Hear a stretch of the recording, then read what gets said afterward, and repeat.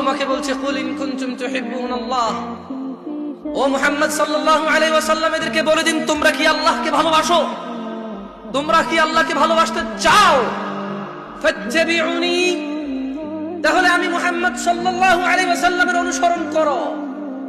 যে হাতে খাই সে হাতে খাও, যে পায়ে মসজিদে যাই সে পায়ে যাও, যা রবের ইবাদত বলি তাই ইবাদত মনে করো।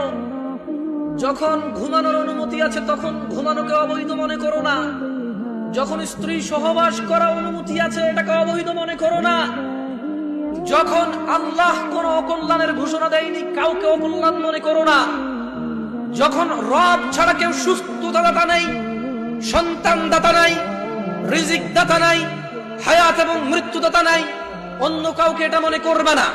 পৃথিবীতে কেউ মুশকিল কুশা নেই। শোনো মানুষ, যদি রবের ভালোবাসা পেতে চাও, যদি রবকে ভালোবাসতে চাও তবে শোনো, ফাত্তাবিউনি, তাহলে আমি মুহাম্মদ সাল্লাল্লাহু আলাইহি ওয়াসাল্লামের অনুসরণ করো।